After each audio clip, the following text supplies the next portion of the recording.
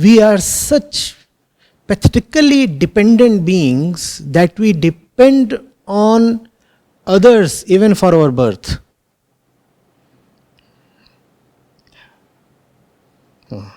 Sounds nice?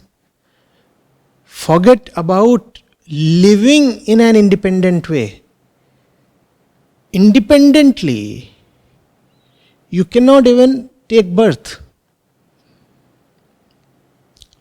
So two strangers have to get together and work really hard.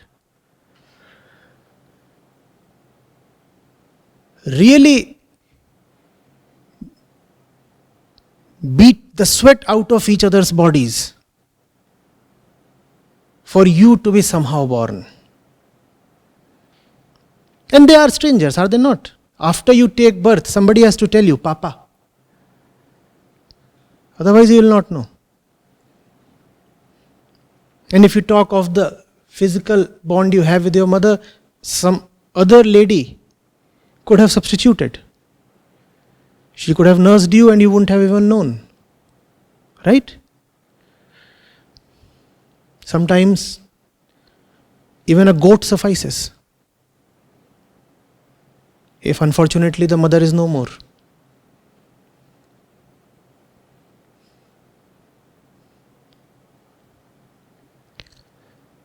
So not everybody will turn to spirituality, you see. Only someone who feels deeply disgraced.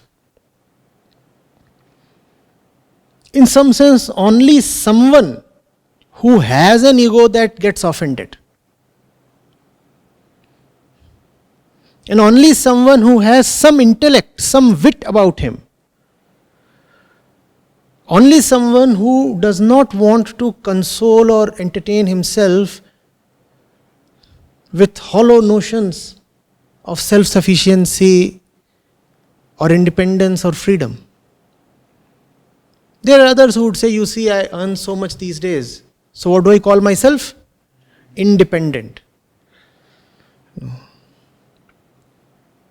You must have a little more intellect. Only someone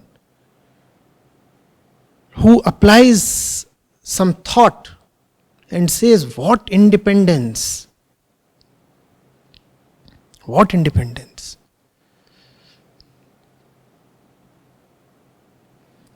You see, just before I was to start the session, I received a message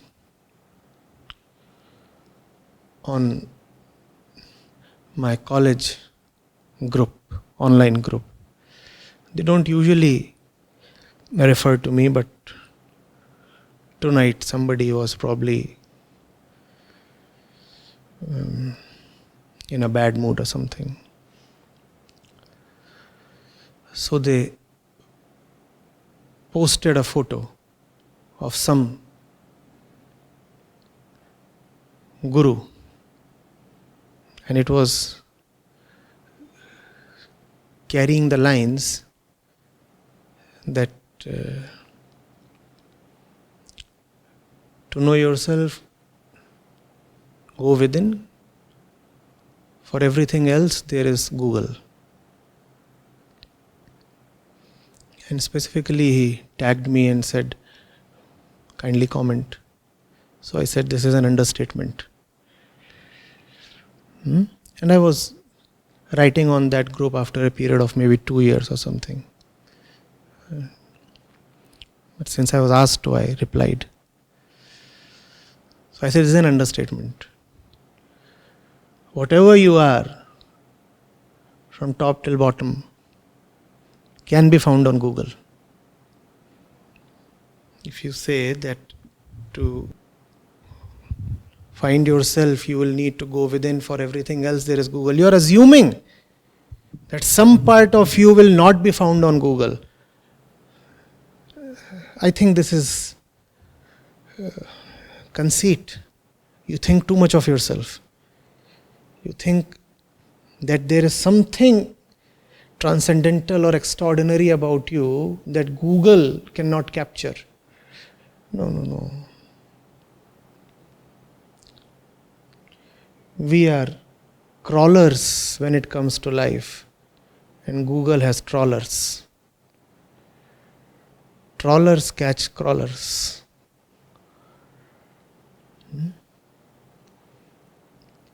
Are you getting it? Only someone who feels very offended at this state of affairs is likely to turn spiritual.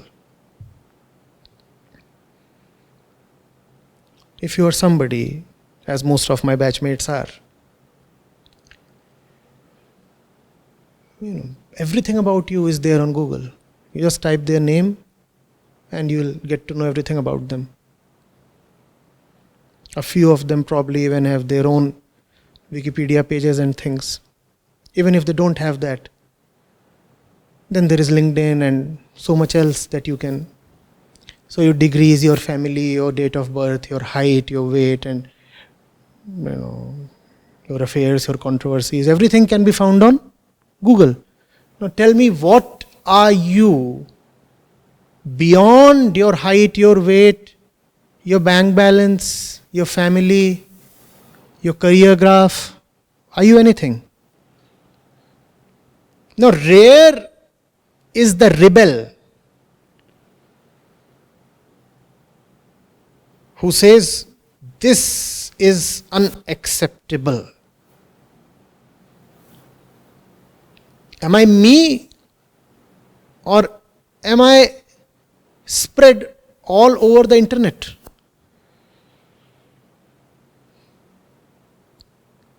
Some part of you is there on Twitter, some part of you can be found on some website, some part of you is there on LinkedIn. If someone wants to see how your physical being is, he just has to click on Google Images.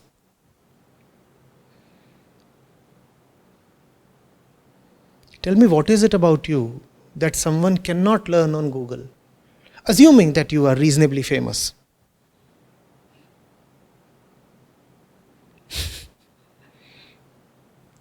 Either you are already fully on Google, or you are potentially on Google, or you are a loser in life.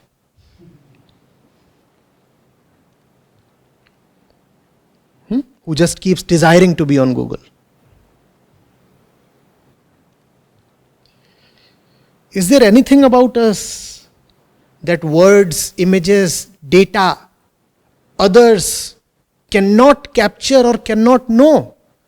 And if they can capture all this, then I am a captive in life. I don't like this.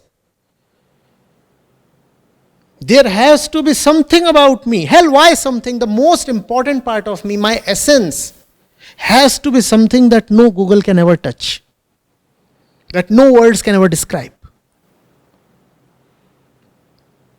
Only someone who has this dimension of dissatisfaction will turn spiritual. Others will continue the way they are.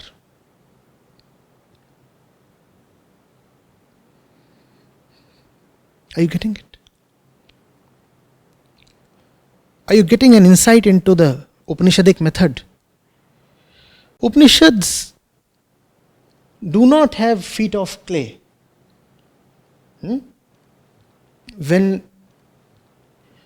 after the French Revolution, Europe was passing through the age of enlightenment, then the philosophers of the time used to take great pleasure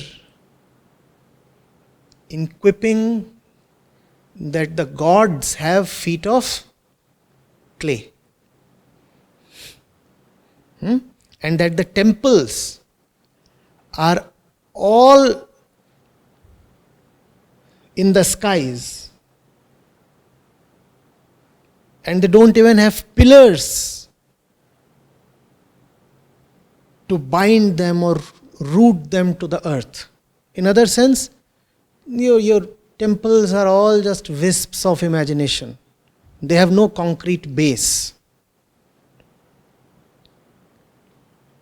Vedanta, on the other hand, has a very, very concrete base. And that base is not speculative. That base is not dogmatic or doctrinal. That base is factual. What is the base? Repeat. The base is I am. My life. No esoteric base, nothing subjective, nothing that only you can experience. Something that is factual and something that is being experienced by everybody. You exist, or do you not? In your eyes you exist. This is where Vedanta starts from. First, I exist. Would you want to dispute that? Even to dispute that, you will have to exist. So let's not. Second, I am and I am not satisfied. This is where Vedanta starts from. Vedanta doesn't start off by saying, oh, there is a holy God sitting somewhere in the skies and let's all worship him. No, not that way. Brahma and Atma come much later. Who comes first? Aham. You start from Aham and you want to treat Aham. Aham is you. And in the process of treating Aham, you reach, you become, you find that you always were Brahm. But Brahm is not the objective, even though the entire thing is called Brahma Vidya. Brahm is not the objective. The objective is to heal your condition. That's the objective. Because Brahm you do not know of. How can Brahma be the objective? What do you know of in your day-to-day living? You know of your daily miseries. You know how pissed off you are at small things. This is what your daily experience comprises of, right? So that's where Vedanta starts from. Let there be no doubt regarding this.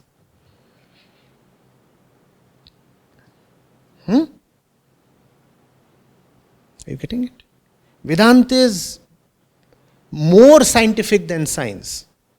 Science begins by saying this exists. Now let me investigate this. How will science begin? This exists. Now I will investigate this by the method of experimentation and observation. Vedanta says, right, this exists. I'm not doubting that. But before this exists, I exist. And I'm not feeling well. I want to talk about that first. Maybe if I feel well, I'll no more feel the need to talk about this. Or maybe I'll feel. If I'll still feel the need to talk about this, I will talk about this. Therefore, Vedanta is not at all opposed to science. Vedanta is just more fundamental than science. Science will say, let's talk about this. Vedanta says, let's talk about the seer of this. And later on we can go into this. And even if I have to talk about this, I'll keep in mind the one who is talking about this. Because even the urge to talk about this comes from someone's dissatisfaction. Remember that if I am at absolute peace, I'll not want to talk about anything randomly. Or would I? We talk of things because things hold meaning to us. We talk of things because we expect benefit from things. We expect benefit from things because internally we are impoverished and demanding and expectant. So before I venture into this thing, I want to go into the one within who is seeking solace in things. That's the way of Vedanta. Are you getting it? So Vedanta is not at all about some God somewhere. In fact, there is no God in Vedanta. Many Vedantic scholars have used the word God. But when they have used the word God, it does not carry the same meaning as the God of the West.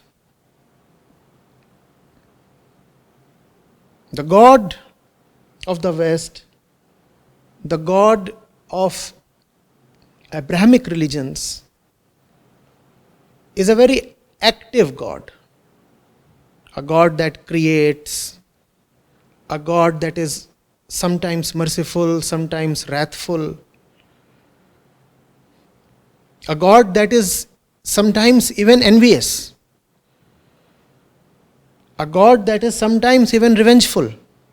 And even if he is not revengeful or wrathful, he is surely interested in the world because he keeps accounts, and on a given day he would call everybody and close the cases. Some would be rewarded, others would be flogged. So that's God. In Vedanta there is no God. In Vedanta there is no God. Ishwar is there. But then that Ishwar is Saguna. And Gun comes from Prakriti. And another name for Prakriti is Maya. Ishwar is Sagun. And all Gun belong to Prakriti. And Prakriti is Maya. Therefore, Ishwar is Maya. Are you getting it? So, the moment you attach attributes to even Brahm, Brahm is no more Brahm. Now, even Brahm is Maya, though that Brahm we worship by the name of Ishwar. Are you getting it? People say that Sagun Brahm is Ishwar. But the moment Brahm starts carrying Gun, now Brahm is in the domain of Prakriti. Gone, finished. Just like us.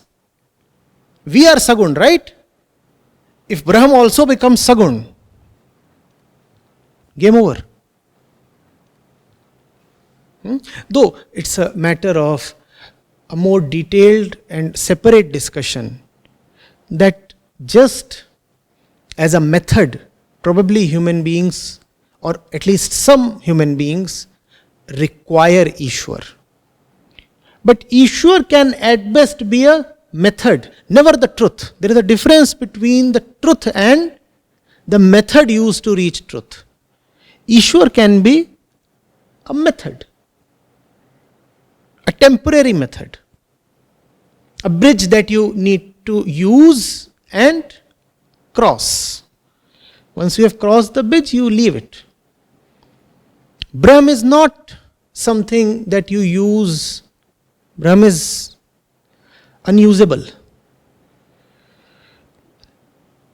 Nor can you cross over Brahm to reach somewhere else. Brahm is the transcendental. You cannot transcend Brahm. But Ishwar you can and you must transcend. Getting it? So this was about the Vedantic method of negation.